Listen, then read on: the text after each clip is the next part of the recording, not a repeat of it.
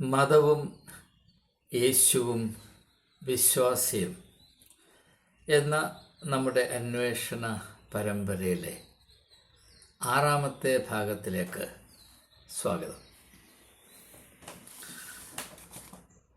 യേശുവിൻ്റെ കാഴ്ചപ്പാടിൽ നാം ഇപ്പോൾ മതം എന്ന ആശയം കൊണ്ട് ഉദ്ദേശിക്കുന്ന പ്രതിഭാസത്തിൽ ഗണ്യമായ പ്രശ്നങ്ങളും അപകടങ്ങളും പതിയിരിപ്പുണ്ട് എന്നത് വ്യക്തമായിരുന്നുവെന്ന് സുവിശേഷങ്ങളോട് അല്പമെങ്കിലും ബന്ധമുള്ളവർ, പരിചയമുള്ളവർ പെട്ടെന്ന് തിരിച്ചറിയുന്നതാണ്. അത് മനസ്സിലാക്കാൻ ഇത്രമാത്രം ഒന്ന് പരിഗണിച്ചാൽ മതി. യേശു ദൈവരാജ്യം എന്ന സങ്കല്പം ആവിഷ്കരിച്ചതും പ്രചരിപ്പിച്ചതും അന്ന് നിലവിലുണ്ടായിരുന്ന മതസങ്കല്പങ്ങൾക്ക് ബദലായിട്ടാണ്, ഓൾട്ടർനേറ്റീവായിട്ടാണ്. ഒന്നുകിൽ മതം അല്ലെങ്കിൽ ദൈവരാജ്യം. നിങ്ങൾക്ക് രണ്ടും ഒരേ സമയത്ത് അനുഭവിപ്പാനോ പ്രാപിപ്പാനോ നിലനിർത്തുവാനോ സാധ്യമല്ല എന്നതാണ് സുവിശേഷങ്ങളിൽ അടങ്ങിയിരിക്കുന്ന വളരെ പ്രകടമായ സത്യം. പക്ഷേ എന്ത് സംഭവിച്ചു എന്ന് ചോദിച്ചാൽ, മതത്തിന് ബദലായി യേശു ആവിഷ്കരിച്ച ദൈവരാജ്യ സങ്കല്പത്തെ ഒരു മതമാക്കി മാറ്റുകയും അങ്ങനെ മാറ്റുന്നതിൽ കൂടെ യേശുവിൻ്റെ സുവിശേഷത്തെ, യേശുവിൻ്റെ ആത്മീയ ദർശനത്തെ, യേശുവിൻ്റെ തനതായ ദൈവരാജ്യ സങ്കല്പത്തെ 100% തകിടം മറിക്കുകയും ചെയ്തു എന്നത് ഒരു ചരിത്ര യാഥാർത്ഥ്യമാണ്.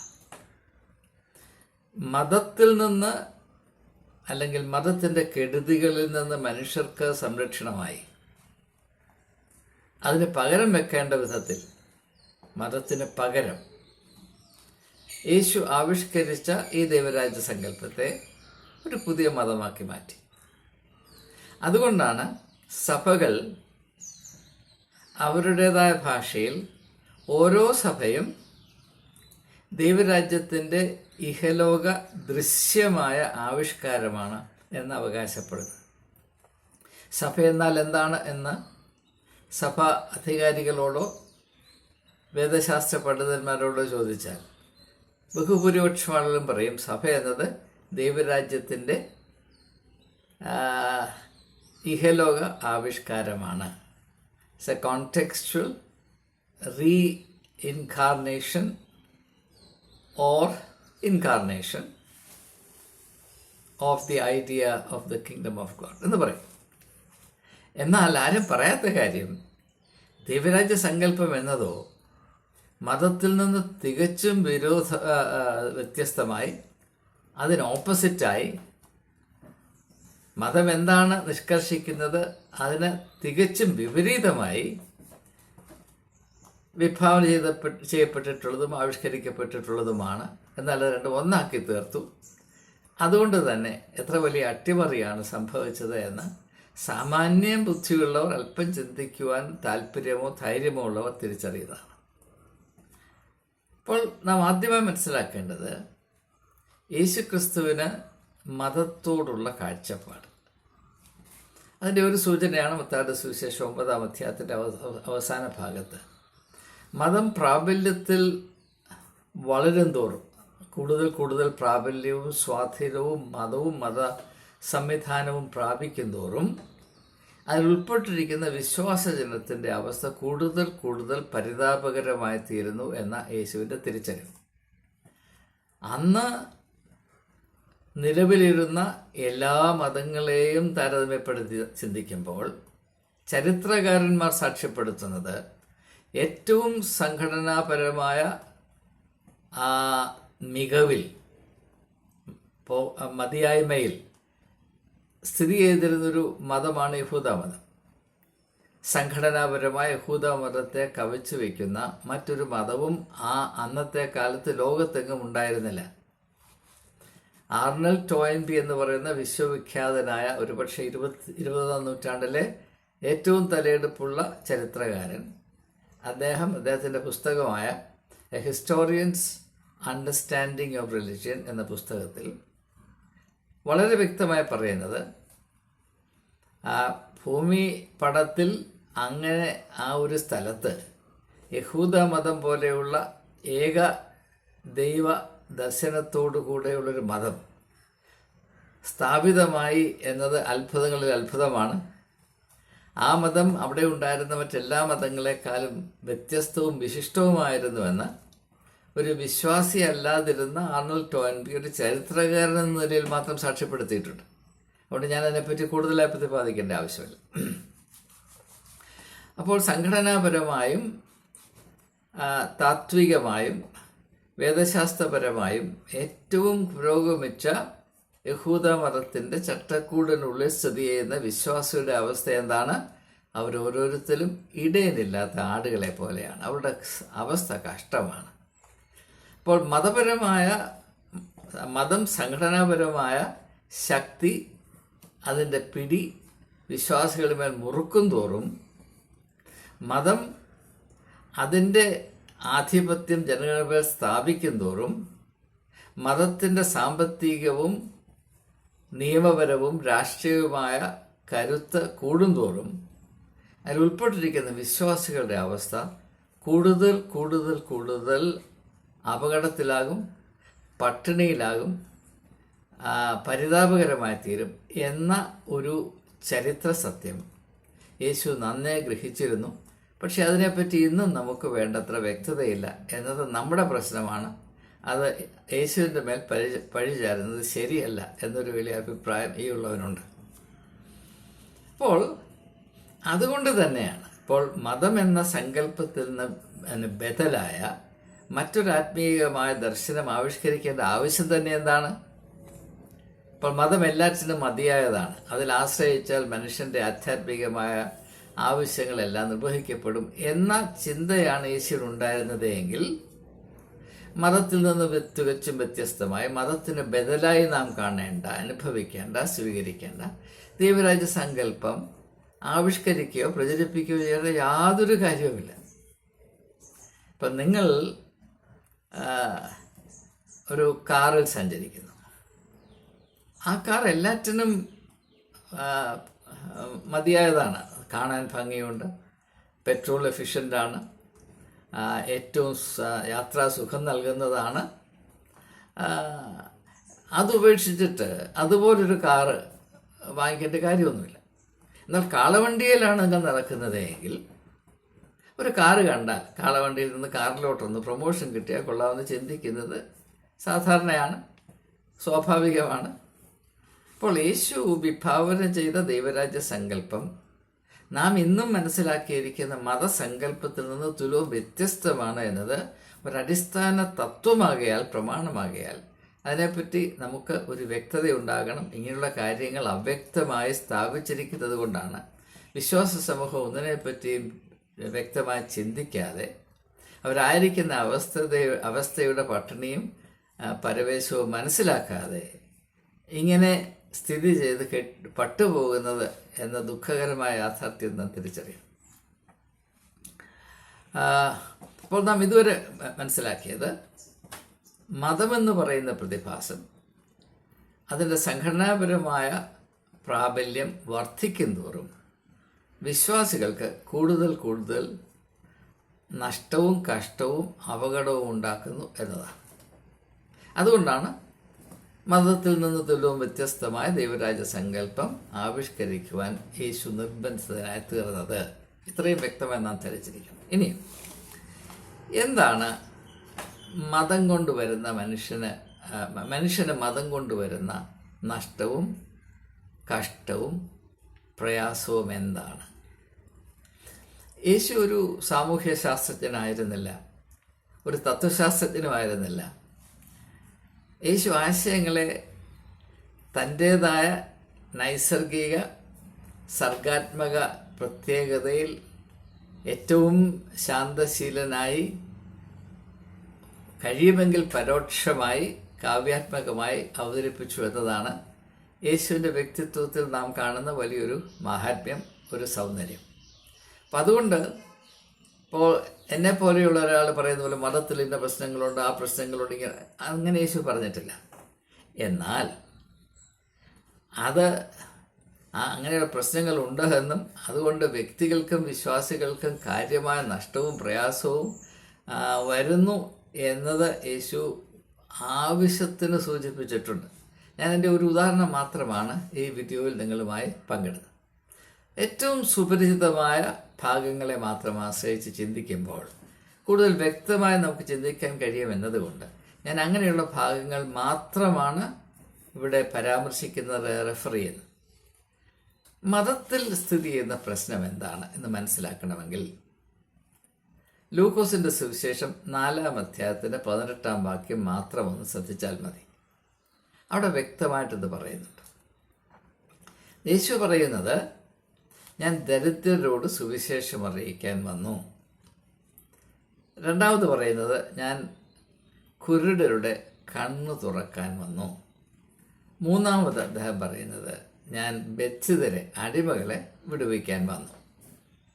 അപ്പോൾ നാം മനസ്സിലാക്കേണ്ടത്, അന്ന് യഹൂദമതം സർവശ്രേഷ്ഠമായ മതമായും ഏറ്റവും അധികം വളർച്ചയും പ്രാബല്യവും പ്രാപിച്ച ഒരു മതവരേണ്യ വർഗത്തിൻ്റെ അധികാര പ്രയോഗത്തിൻ്റെ കീഴിൽ ജനം വസിക്കുന്ന ഒരു സാഹചര്യമായും നിലനിൽക്കുന്ന സമയത്താണ് അതിന് ആ സംവിധാനത്തിന് ജനങ്ങൾക്ക് നൽകുവാൻ ഒരു വിധത്തിലും കഴിയാത്ത 3 കാര്യങ്ങൾ, അത് വിശ്വാസികളുടെ അടിസ്ഥാന ആവശ്യങ്ങളാകയാൽ അത് നിറവേറ്റുന്നതിനാണ് ഞാൻ വന്നത് എന്ന് യേശു വ്യക്തമായി പ്രഖ്യാപിക്കുന്നു.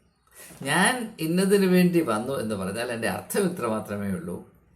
നിങ്ങൾ ഇതുവരെ അനുഷ്ഠിച്ചു വരുന്ന മതം, നിങ്ങൾ ഇതുവരെ വിലമതിച്ച് ആശ്രയിച്ച് കഴിഞ്ഞുകൂടിയ നിങ്ങളുടെ മതമില്ലേ, അതിന് നിങ്ങൾക്ക് ഒരു കാലത്തും ഒരു വിധത്തിലും പ്രദാനം ചെയ്യുവാൻ നൽകുവാൻ കഴിയാത്ത 3 കാര്യങ്ങൾ, അത് നിങ്ങളുടെ അടിസ്ഥാന ആവശ്യമാകയാൽ അത് നിർവഹിക്കാനായിട്ടാണ് ഞാൻ വന്നത് എന്ന് പറഞ്ഞാൽ, മതത്തിൻ്റെ സാധ്യതകളിൽ നിന്ന് വളരെ വളരെ വളരെ അതീതമായ അല്ലെങ്കിൽ വേറിട്ട് നിൽക്കുന്ന സാധ്യതകളാണ് യേശു തൻ്റെ പരസ്യ ശുശ്രൂഷയിൽ ഉൾപ്പെടുത്തിയിരുന്നത് എന്നത് വളരെ സ്ഫടികം പോലെ സ്പഷ്ടമാണ്. അതിനകത്ത് യാതൊരു സംശയവും അവശേഷിക്കുന്നില്ല. അപ്പോൾ മതവും യേശുവിൻ്റെ ആത്മീയ ദർശനവും തമ്മിലുള്ള വ്യത്യാസം തിരിച്ചറിയുവാൻ ഈ ഒറ്റ വാക്യത്തിൻ്റെ പിൻബലത്തിൽ നാം അന്വേഷിച്ചാൽ മതി, അതിനെ ആസ്പദമാക്കി നാം ചിന്തിച്ചാൽ മതി. എന്നാൽ അനേക സൂചനകളുണ്ട്. അതെല്ലാം കൂടെ കോർത്തിണക്കിയാൽ ചിലപ്പോൾ നമ്മുടെ ചിന്ത സങ്കീർണമായി പോകാൻ സാധ്യതയുണ്ട്. അത് ചിലരെയെങ്കിലും ബുദ്ധിമുട്ടിപ്പിക്കും എന്നതുകൊണ്ട് ഞാൻ അതിന് മുതിരുന്നില്ല. ഈ ഒരേ ഒരു വാക്യത്തെ മാത്രം കേന്ദ്രീകരിച്ച് ചില കാര്യങ്ങൾ സൂചിപ്പിക്കട്ടെ.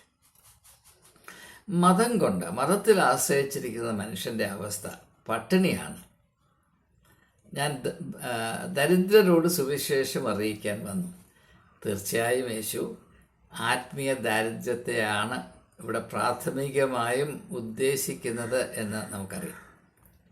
മനുഷ്യൻ്റെ ഭൗതികമായ ദാരിദ്ര്യത്തെ സാമ്പത്തിക ശാസ്ത്രജ്ഞൻ എന്ന പോലെ ഉന്മൂലനാശം ചെയ്യാൻ യേശു തൻ്റെ 3 വർഷം നീണ്ടുനിന്ന പരസ്യ ശുശ്രൂഷയിൽ ഉദ്യമിച്ചില്ല എന്ന് നമുക്കറിയാവുന്ന കാര്യമാണ്. എന്നാൽ ഈ കാലം അത്രയും യേശുവിൻ്റെ പ്രധാനപ്പെട്ട ശ്രദ്ധയും ശ്രമവും മനുഷ്യൻ്റെ ആത്മീയമായ ദാരിദ്ര്യത്തെ തിരിച്ചറിയുകയും അത് നിർമ്മാർജ്ജനം ചെയ്യുവാൻ ഏറ്റവും ഫലപ്രദമായി ഇടപെടുകയും ചെയ്തു എന്നുള്ളതാണ്. അപ്പോൾ മതത്തിൽ കൂടെ മനുഷ്യന് സംഭവിക്കുന്ന ഒരു വലിയ ഇടിവ്, ഒരു വലിയ നഷ്ടം, അവൻ്റെ വലിയ അരിഷ്ടത എന്താണെന്ന് ചോദിച്ചാൽ, മതത്തിൽ ആശ്രയിക്കും തോറും നിങ്ങളുടെ പട്ടിണി, നിങ്ങളുടെ ദാരിദ്ര്യം വർദ്ധിച്ചുകൊണ്ടേ ഇരിക്കും. മനുഷ്യൻ്റെ ഏറ്റവും വലിയ ദാരിദ്ര്യം എന്താണ്? നിങ്ങൾ ആലോചിച്ച് നോക്കൂ. മനുഷ്യൻ്റെ ഏറ്റവും വലിയ ദാരിദ്ര്യം എന്താണ്? ദൈവവുമായുള്ള അകൽച്ചയാണ്. അതുകൊണ്ടാണ് നമ്മുടെ കാലത്ത് ദൈവം ഉണ്ടോ എന്ന് തന്നെ ആളുകൾ ന്യായമായും സംശയിക്കുന്നത്. ഞാൻ അറിയുന്ന അനേകം യുവതീവാക്കന്മാർ, പ്രത്യേകിച്ച് കുറച്ചുകൂടി ചിന്തിക്കുന്നവർ, സത്യസന്ധമായി ജീവിക്കുന്നവർ, നാടകം കളിക്കാൻ താല്പര്യമില്ലാത്തവർ, മറ്റുള്ള മുമ്പിൽ നടിക്കുവാൻ, ഇല്ലാത്ത ഭക്തി നടിക്കുവാൻ കൂട്ടാക്കാത്തവർ, അവർ വളരെ തെളിച്ചു പറയുന്നുണ്ട്, ഞങ്ങൾക്ക് ദൈവത്തിൽ വിശ്വസിക്കുവാൻ സാധിക്കുന്നില്ല. ഞാൻ അവരെ അല്പം പോലും കുറ്റം പറയുകയില്ല. കാരണം അവരിൽ ദൈവവിശ്വാസം ഉണർത്തുവാൻ തക്കതായ ഒരു ശുശ്രൂഷയും അവർ ഉൾപ്പെട്ടിരുന്ന സഭയോ അവരെ സ്വാധീനിച്ച വിശ്വാസ വീരന്മാരോ അവരുടെ ഭവനങ്ങളോ നൽകിയില്ല എന്നതൊരു യാഥാർത്ഥ്യമാണ്. ദൈവം എന്ന ഒരു യാഥാർത്ഥ്യം ഈ ഭൂമിയുടെ, ഈ പ്രപഞ്ചത്തിൻ്റെ അനിവാര്യ ഘടകമാണ് എന്ന് തോന്നത്തക്കവണ്ണമുള്ള ഒരനുഭവവും അവർ പ്രാപിച്ചില്ല. അതുകൊണ്ട് ന്യായമാവര് പറയും, ഞങ്ങൾ ദൈവത്തിൽ വിശ്വസിക്കുന്നില്ല, ദൈവത്തിൽ വിശ്വസിക്കാൻ സാധ്യവുമല്ല എന്ന് അവർ പറയുമ്പോൾ അത് അവരുടെ ധിക്കാരമായിട്ടല്ല നാം കാണേണ്ടത്. യേശുവിൻ്റെ ഭാഷയിൽ പറഞ്ഞാൽ അവർ ആത്മാവിൽ ദരിദ്രരാണ്. അവരുടെ പ്രസ്താവന നാം യഥാർത്ഥത്തിൽ മനസ്സിലാക്കിയാൽ അതിൻ്റെ അർത്ഥം ഇത്രയേ ഉള്ളൂ. ദൈവത്തെ യേശുവിൻ്റെ ഭാഷയിൽ പറഞ്ഞാൽ എൻ്റെ സ്വർഗീയ പിതാവായി യഥാർത്ഥത്തിൽ അനുഭവത്തിൻ്റെ അടിസ്ഥാനത്തിൽ വിശ്വസിക്കുവാനും അങ്ങനെ വിശ്വസിക്കുന്നത് കൊണ്ട് എനിക്ക് പ്രാപിക്കാവുന്ന നന്മകളും ആന്തരികമായ ബലവും സംതൃപ്തിയും അനുഭവിപ്പാൻ എനിക്ക് കഴിയുന്നില്ല, ഞാൻ പട്ടിണിയിലാണ് എന്നതാണ് ഈ പ്രസ്താവനയുടെ യഥാർത്ഥത്തിലുള്ള അർത്ഥം. ഞാൻ ദൈവത്തിൽ വിശ്വസിക്കുന്നില്ല, ദൈവമുണ്ട് എന്ന് ഞാൻ വിശ്വസിക്കുന്നില്ല എന്ന് ഒരു യുവതിയോ യുവാവോ ഇപ്പോൾ പറയുമ്പോൾ എൻ്റെ അർത്ഥം മറ്റൊന്നുമല്ല, ഞാൻ ആത്മീയമായ പട്ടിണിയിലാണ് എന്നത് മാത്രമാണ് എൻ്റെ അർത്ഥം. ആ പട്ടിണി നിൽക്കത്തക്കവണ്ണം യാതൊരു ശുശ്രൂഷയും സംഘടിതമായ മതത്തിൽ നിന്ന് അവർക്ക് നാളെ ദൂരെ പ്രാപിപ്പാനും കഴിഞ്ഞിട്ടില്ല എന്നതാണ് എൻ്റെ യാഥാർത്ഥ്യം.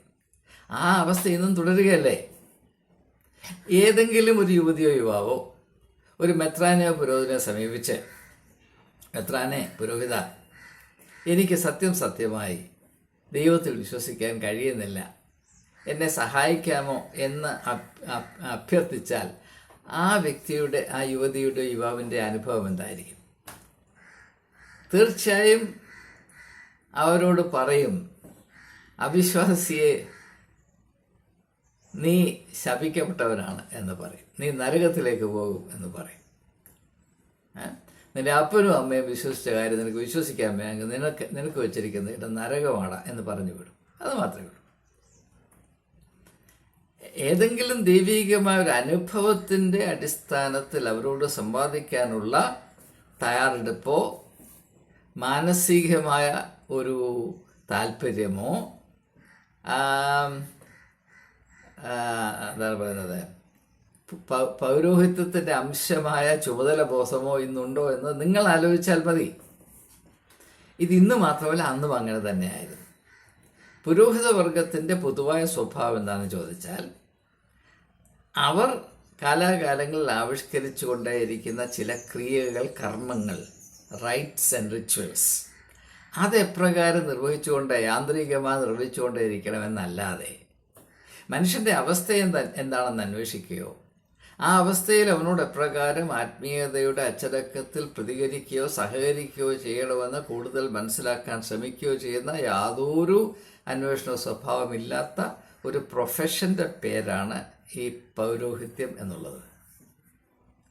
അതുകൊണ്ട് അവർക്ക് വ്യക്തികളായിരിക്കുന്ന അവസ്ഥ, ആത്മീയ ദാരിദ്ര്യത്തിൻ്റെ അവസ്ഥയോട് ഏതെങ്കിലും വിധത്തിൽ അവർക്ക് ആശ്വാസം ലഭിക്കത്തക്കവണ്ണം ഇടപെടുവാനുള്ള കഴിവില്ല, അതിനുള്ള പരിശീലനം അവർക്കില്ല.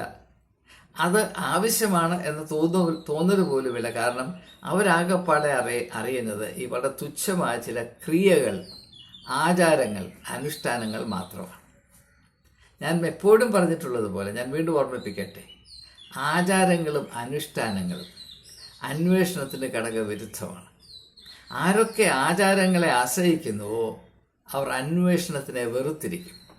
അന്വേഷിക്കുന്നവർ യാഥാർത്ഥ്യബോധത്തിൽ വളരുകയും ആചരിക്കുന്നവർ പഴമയിൽ തങ്ങി നിൽക്കുകയും ചെയ്യും. ഇത് വളരെ ലളിതമായ ഒരു സത്യമാണ്.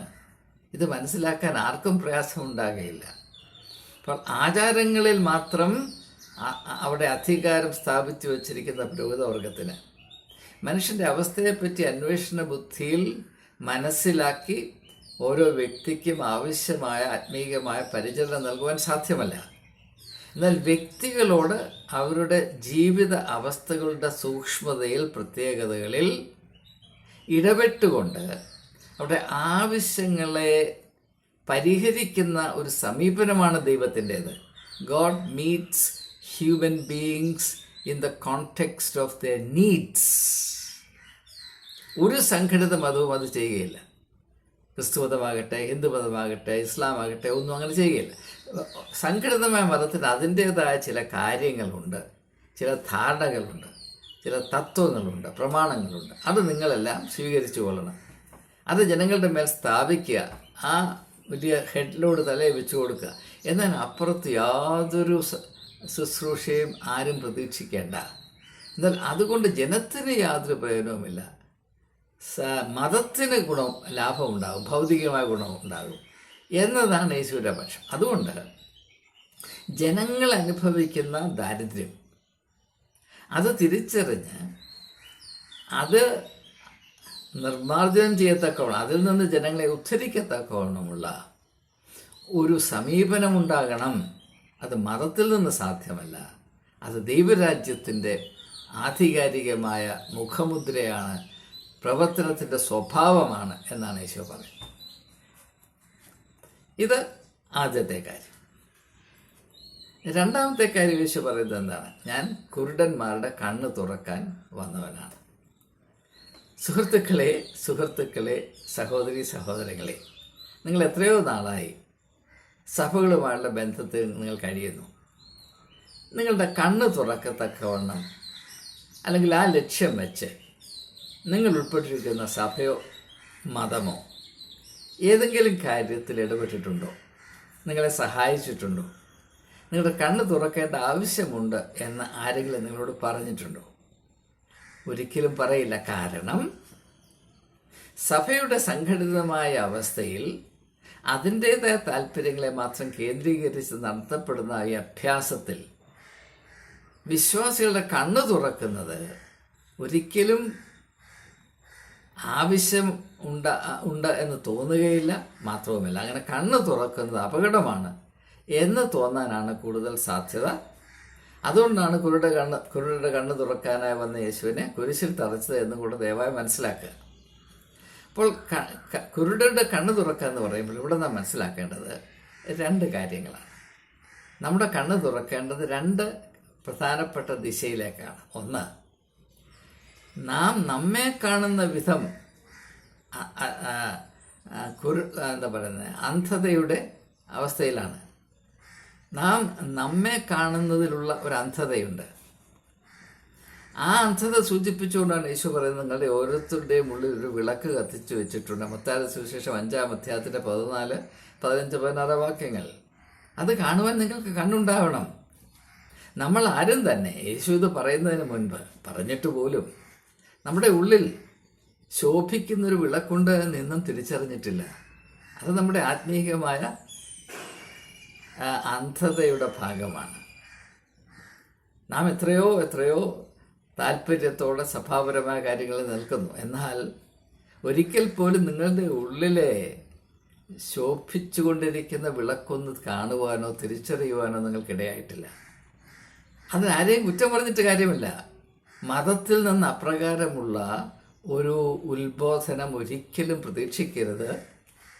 അത് പാറയിൽ നിന്ന് പാല് കറന്നെടുക്കാം എന്ന് ചിന്തിക്കുന്നതിനോട് സമമാണ് അങ്ങനെ പ്രതീക്ഷിക്കുന്നത് എന്ന് മാത്രമാണ് പറയാനുള്ളത്. അപ്പോൾ നമ്മുടെ അടിസ്ഥാനപരമായ ആവശ്യം നമ്മുടെ ഉള്ളിലുള്ള വലിയ വലിയ വലിയ സാധ്യതകൾ ഒന്ന് കാണുവാൻ, ഒന്ന് തിരിച്ചറിയുവാൻ, അങ്ങനെ തിരിച്ചറിയുന്നത് കൊണ്ട് അതിൻ്റെ ഒരു അംശമെങ്കിലും പ്രയോജനപ്പെടുത്തുവാൻ ശ്രമിക്കത്തക്കവണ്ണമുള്ള ഒരു ഉത്ബോധനം. രണ്ടാമത്, നമ്മുടെ കണ്ണ് തുറക്കേണ്ടത് നമ്മുടെ സാഹചര്യങ്ങൾ, പരിസരങ്ങൾ.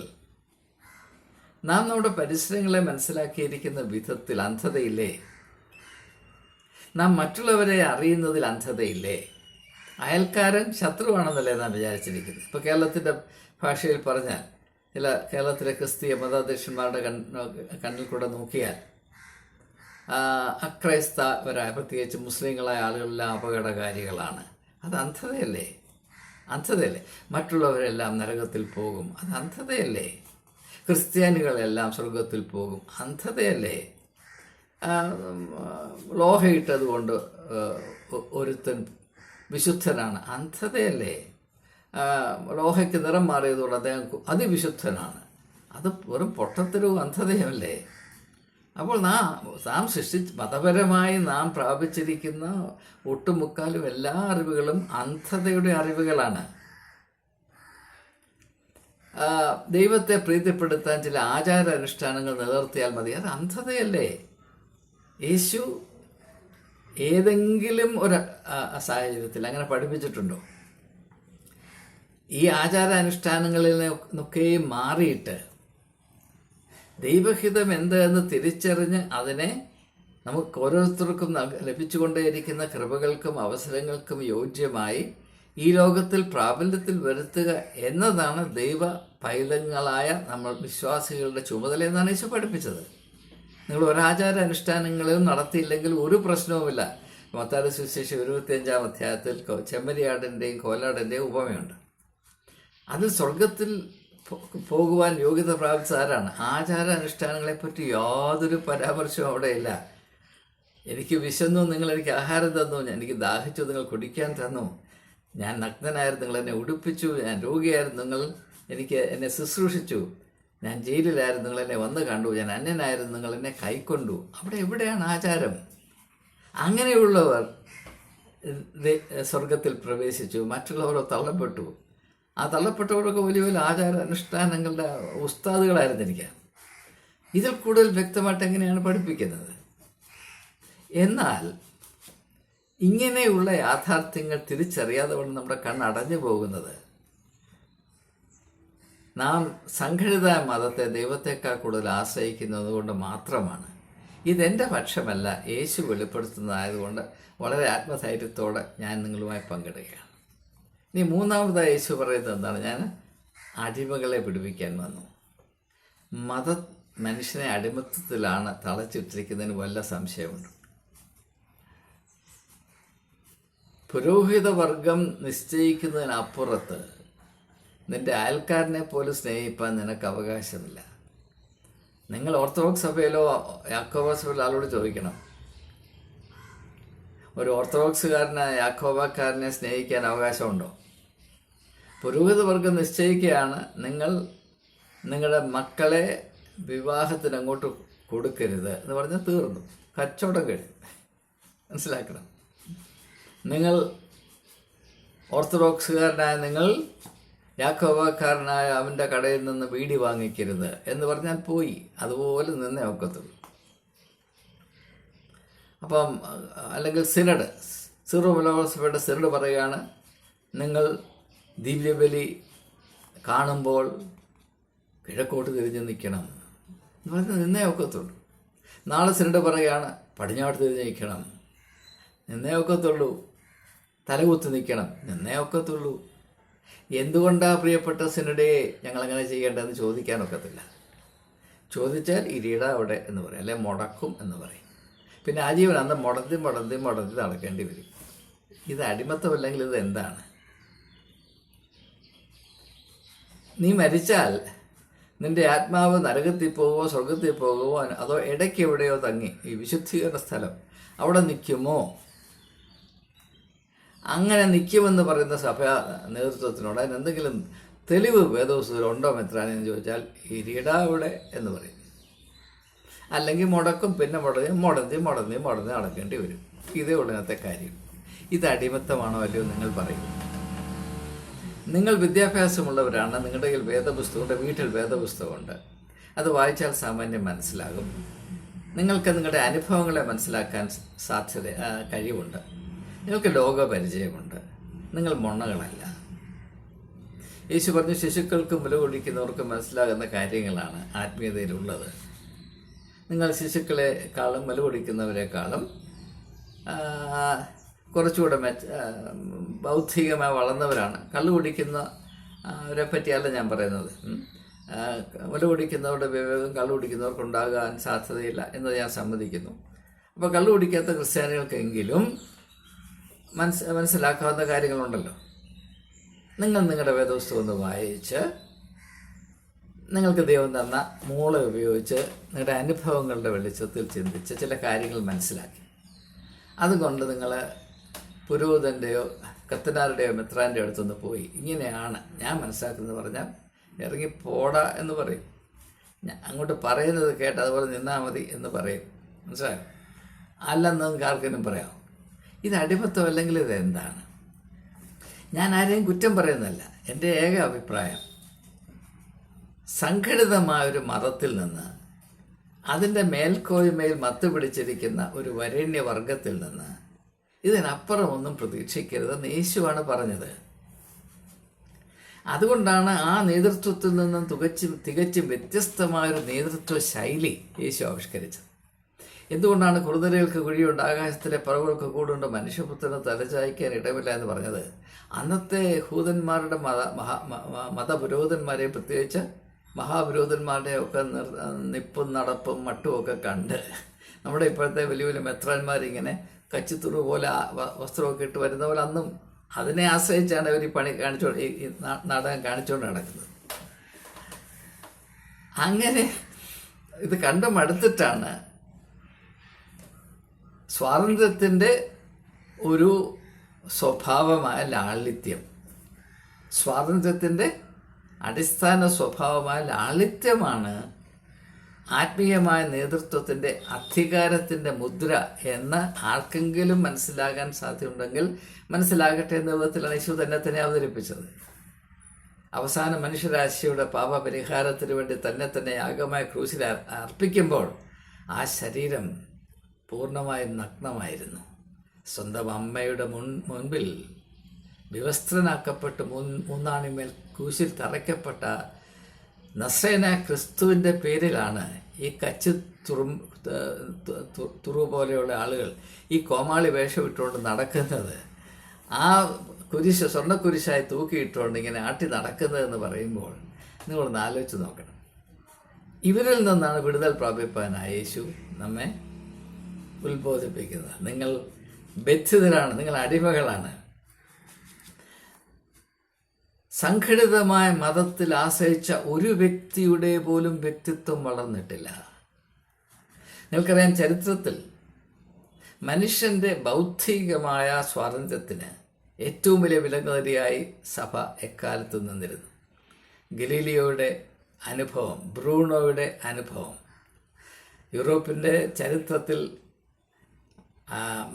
മനസാക്ഷി അനുസരിച്ച് അന്ധവിശ്വാസവും പൊട്ടത്തരവും അതുപോലെ വിഴുങ്ങാൻ മനസ്സില്ലാത്തവരായി സ്വന്തം വ്യക്തിത്വത്തോട് നീതി പുലർത്തുവാൻ താല്പര്യമുണ്ടായ ആളുകൾ അവർ യേശുവിൻ്റെ വാക്കുകൾ പഠിച്ച് അന്വേഷിച്ച് മനസ്സിലാക്കിയതിൻ്റെ ഫലമായി രൂപീകരിച്ചെടുത്ത വിശ്വാസ പ്രമാണങ്ങൾ, ആത്മീയമായ കാഴ്ചപ്പാടുകൾ സഭയുടെ നിർബന്ധമനുസരിച്ച് ഉപേക്ഷിക്കാത്തത് കൊണ്ട് സ്പാനിഷ് ഇൻക്വിസിഷനിൽ 100,000-ൽ പരം നല്ല വിശ്വാസികൾ പന്തം പോലെ കത്തിയെരിഞ്ഞു. അതിന് ഓട്ടോ ഡഫ എന്നാണ് പറയുന്നത്. ഓട്ടോ ഡഫ കത്തിയെരിഞ്ഞു. അതുകൊണ്ടാണ് ഈശോ പറയുന്നത്, ഞാൻ അടിമകളെ വിടുവിക്കാൻ വന്നതാണ്. സംഘടിതമായ മതത്തിൽ നിന്ന് നിങ്ങളിതല്ലാതെ ഒന്നും പ്രതീക്ഷിക്കരുത്. മനുഷ്യന് സ്വാതന്ത്ര്യം വേണമെങ്കിൽ മതത്തോടല്ല, ദൈവത്തോടാണ് അവൻ അടുക്കേണ്ടത്. മനുഷ്യൻ്റെ സ്വാതന്ത്ര്യത്തിൻ്റെ സ്രോതസ് ദൈവമാണ്. മനുഷ്യ സ്വാതന്ത്ര്യം മതത്തിൻ്റെ ദാനമല്ല, ദൈവത്തിൻ്റെ കരുണയാണ് എന്ന അടിസ്ഥാനപരമായ മർമ്മം യേശു വെളിപ്പെടുത്തുകയാണ്. അതുകൊണ്ട് നിങ്ങൾ യഥാർത്ഥത്തിൽ സ്വതന്ത്രരാകണമോ, അടിമത്വത്തിൽ നിന്ന് വിടുവിപ്പിക്കപ്പെടണമെന്ന് നിങ്ങൾക്ക് താല്പര്യമുണ്ടോ, മതം നിങ്ങൾക്ക് എപ്പോഴും ഒരു വിനയായിരിക്കും. അതുകൊണ്ട് ഇതിനപ്പുറത്തുള്ള സാധ്യതകളെ ഉൾക്കൊള്ളിച്ചുകൊണ്ട് ദൈവരാജ്യ സങ്കല്പം യേശു അവതരിപ്പിക്കുകയാണ്. അവിടെയാണ് യേശു പറയുന്നത്, പുത്രൻ നിങ്ങളെ സ്വതന്ത്രരാക്കിയാൽ നിങ്ങൾ സാക്ഷാൽ സ്വതന്ത്രരാകും. അത് ശരിക്ക് മനസ്സിൽ വെച്ചുകൊണ്ട് ഗലാത്യർക്ക് ലേഖനം എഴുതുമ്പോൾ അപ്പോസ്തലനായ പൗലോസ് പറയുന്നു, 5-ാം അധ്യായത്തിൻ്റെ 1-ാം വാക്യം, സ്വാതന്ത്ര്യത്തിലേക്കല്ലോ ക്രിസ്തുയേശു നിങ്ങളെ വിളിച്ചിരിക്കുന്നത്. അതുകൊണ്ട് ഇനിമേൽ അടിമത്തത്തിൻ്റെ നുകത്തിൻ്റെ കീഴിൽ നിങ്ങളായിപ്പോകരുത്. മതം കൊണ്ടുവരുന്ന അപകടമേ അടിമത്തമാണെന്ന് പൗലോസ് അപ്പോസ്തലനും അറിയാമായിരുന്നു. അദ്ദേഹം സഭകളൊക്കെ നിർമ്മിച്ചു, അതൊക്കെ ശരിയാണ്. പക്ഷേ ആ സഭയുടെ സ്വഭാവം മതത്തിൻ്റെ സ്വഭാവം ആകരുത് എന്ന് അദ്ദേഹത്തിന് താല്പര്യമുണ്ടായിരുന്നു. പക്ഷേ ഏറെ താമസിച്ച് അദ്ദേഹത്തിന് മനസ്സിലായി അങ്ങനെയുള്ള പ്രതീക്ഷകളൊക്കെ അസ്ഥാനത്താണ്. ഏത് ആത്മീയ ദർശനവും ഒരു സംഘടിതമായ മതമായി ആവിഷ്കരിക്കപ്പെട്ടു കഴിഞ്ഞാൽ അത് പിന്നെ ഒരേ അച്ചിൽ വാർത്തെടുത്ത പ്രതിഭാസം പോലെ അങ്ങനെ ആയിത്തീരും. അതുകൊണ്ട് ദയവായി ഒരു കാര്യം മനസ്സിലാക്കുക, യേശു ലോകത്തിൽ വന്നത് ക്രിസ്തുമതം സ്ഥാപിക്കാനല്ല. ക്രിസ്തുമതത്തിന് മതത്തിൽ യേശുവിന് സ്ഥാനമുണ്ടാകുകയില്ല. ലൗദോക്യ സഭയുടെ ഉദാഹരണം മാത്രം പരിഗണിച്ചാൽ നിങ്ങൾക്കത് മനസ്സിലാകും.